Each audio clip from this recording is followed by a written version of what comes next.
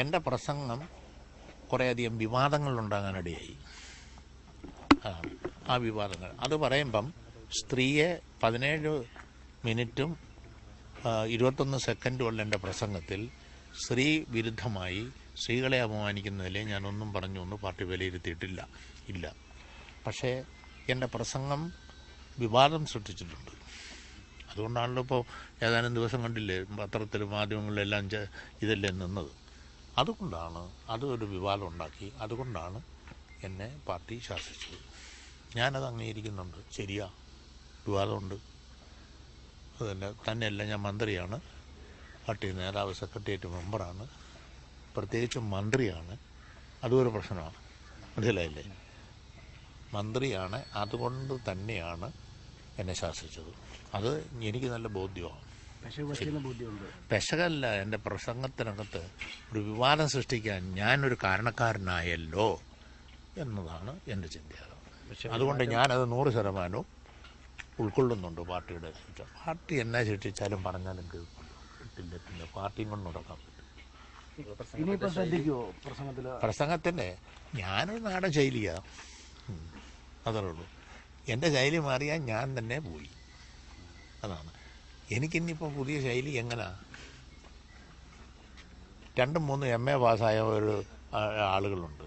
അവരുടെ ശൈലി എനിക്ക് സ്വീകരിക്കാൻ പറ്റുമോ? ഞാൻ എന്ത് ചെയ്യണം? എനിക്കറിയില്ലല്ലോ. എനിക്ക് നാടൻ ഭാഷ, നാടൻ രീതി, തിരുവാങ്കൂർ ഭാഷ, മലയോര പ്രദേശമാകുമ്പോൾ ഇവിടുത്തെ ഒരു ഭാഷ. അത് വലിയ മോശം ഭാഷയാണെന്നുള്ള അഭിപ്രായമില്ല. പക്ഷേ നാടൻ രീതിയാണ്, അത്രേ ഉള്ളൂ.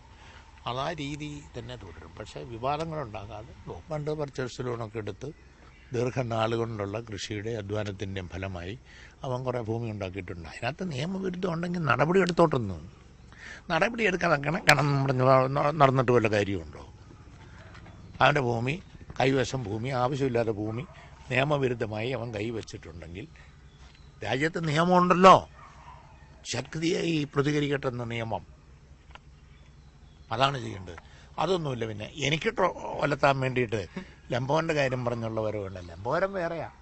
അനിയനാണേലും അയാൾക്ക് സ്വതന്ത്രമായ ജീവിതവും ഏർപ്പാടും കൃഷിയും ഏർപ്പാടും ഒക്കെ ഉണ്ട്. വള കച്ചവടവും എല്ലാം ഉണ്ട് അയാൾ വഴി. നമ്മുടെ കച്ചവടം ഏതാ? പൊതുപ്രവർത്തനം, ജനങ്ങൾക്കിടയിൽ പ്രവർത്തിക്കുക, കാര്യങ്ങൾ ചെയ്യുക.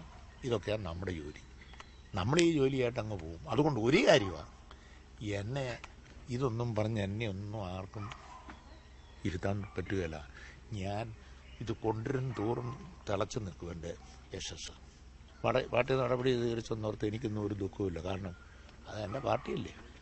എന്നെ ഇത്രയും കൈ പിടിച്ചുയർത്തി ഈ ഉത്തരവാദിത്തമല്ല ഏറ്റിയ പാർട്ടി എൻ്റെ ഭാഗത്തൊരു പെശക വന്നെന്ന് അവർക്ക് തോന്നുമ്പം അവർ ശിക്ഷിച്ചെന്നാൽ ഞാനത് സർവാത്മന സ്വീകരിക്കാൻ ബാധ്യതയുണ്ടല്ലോ.